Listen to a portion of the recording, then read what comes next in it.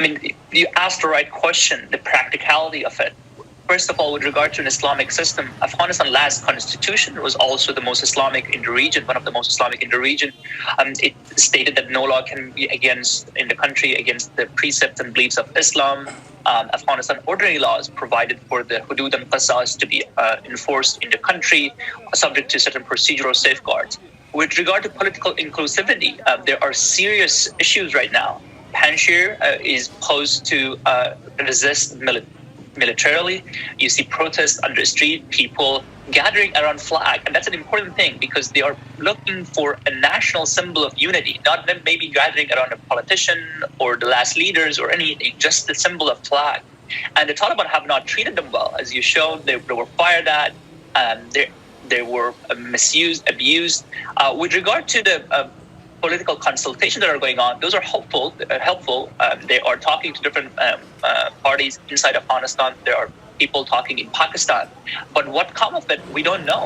The indication that we heard from some senior leaders in the group is that maybe they will go back to the council model they already have, and they will just impose that on the population. The current supreme leader would be at the top, and there will be one deputy that would act like as a de facto president. And they said no democracy in Afghanistan. I know the term may be controversial for the Taliban, but the elements of representative government must be preserved. Otherwise, anyone who claims that they represent Afghanistan, Afghan people, or they represent the values of Afghanistan, they have no legitimacy. How do we know what Afghans want? No one can claim that they represent Afghanistan unless there's a process through which Afghans can actually themselves express their wants, their desires, and their preferences.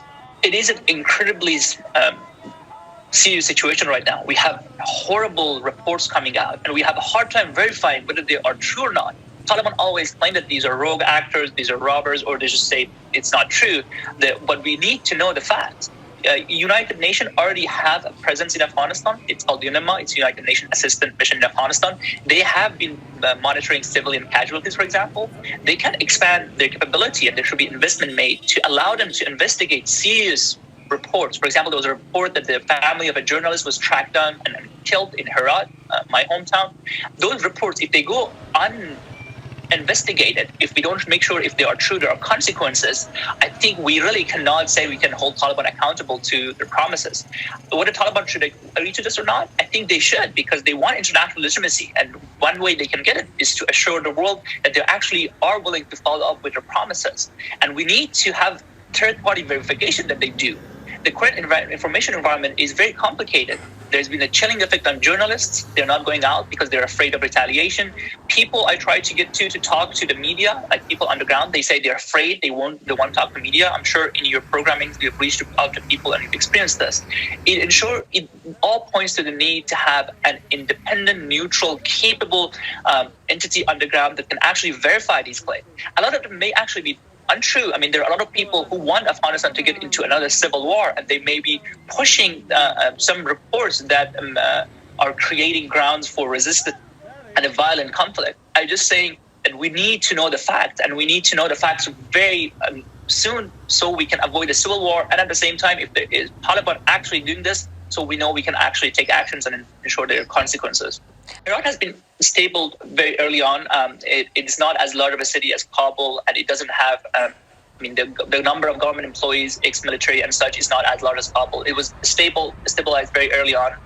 People I talk to in Herat, they often say the city is stable, the city is calm.